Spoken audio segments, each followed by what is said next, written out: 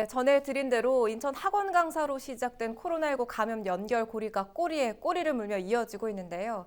부천 쿠팡물류센터에서 연이어 확진자가 나오면서 부천시가 코로나19 방역 단계를 생활 속 거리두기에서 사회적 거리두기로 조정했습니다.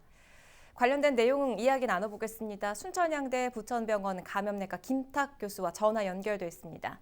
교수님 반갑습니다. 지금 부천 쿠팡물류센터에서 확진자들이 산발적으로 추가되고 있는데 이들이 4차 또 5차 감염자라고 추정할 때 이제는 6차 이상의 감염자까지 우려를 해야 할 상황인 것 같습니다. 앞으로 이 지역사회 감염 속도가 더 확산될 거다 이렇게 볼 수 있을까요? 이미 수도권 내에서는 지역사회에 광범위하게 이제 전파가 되고 있는 상황으로 파악이 되고 있고요. 저희가 지금 생활 속 거리두기를 유지하는 상황에서는 그 전파의 정도를 저희가 따져봤을 때 그 한 사람이 접촉해서 다른 사람한테 전파시키는 정도를 한 명 이하로 줄이는 게 지금 어려운 상황으로 보입니다. 그런 점들을 네. 고려하면 지금 같은 환자 발생이 앞으로도 현 수준의 현 정책으로는 계속 유지될 것으로 생각이 됩니다. 네.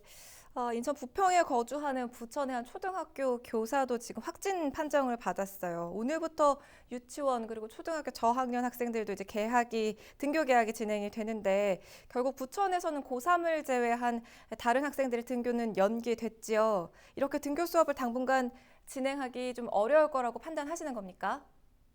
그 등교를 하게 되면 학교라는 곳 공간에서는 우리가 굉장히 노력은 하겠지만 근본적으로는 확진자가 발생하고 그에 따른 접촉자가 발생하고 혹은 2차 전파가 생기는 것 자체를 근본적으로 막을 수는 없다고 생각합니다. 네. 그렇다고 하면 정책을 결정하는 교육부나 정부 입장에서는 우리가 교육을 계속 유지를 하면서 환자 발생을 감수를 할 것인지에 대한 결정이 필요하고, 환자 발생을 감수하기로 결정을 했다고 하면 이에 대한 그 학부모나 사회적 합의를 이루도록 해야 될 것 같습니다. 자, 지금 우려스러운 이 상황 속에서 부천시가 생활 속 거리두기에서 사회적 거리두기를 상향 조정을 했는데요. 이게 N차 감염의 고리를 끊어낼 수가 있을까요?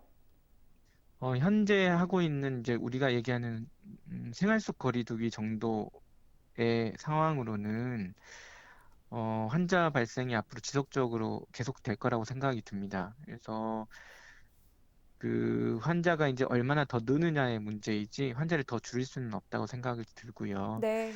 뭐 그렇기 때문에 이렇게 환자가 계속 발생하는 것들을 감수를 하고 지금의 생활 속 거리두기를 유지를 할지, 아니면 환자를 더 억제하는 것이 정책적 목표라고 하면 거기에 맞춰서 생활 속, 그러니까 사회적 거리두기를 강화를 할 것인지 이런 부분에 대한 정책적 목표가 정부에서는 분명하게 서야 될 것 같고요. 그 목표에 따라서 사회 구성원들에 대해서에게 합의를 구하고 그 합의된 사안에 따라서 정책을 수행해 나가는 좀 더 근본적인 결정들이 필요할 거라고 생각합니다. 네. 이태원 클럽 관련 확진자의 30%가 무증상 감염인 것으로 파악이 됐는데 소리 없이 이어지는 무증상 전파의 위험성과 함께 우리가 일상에서 개개인이 지켜내야 할 방역 수칙을 좀 짚어주세요.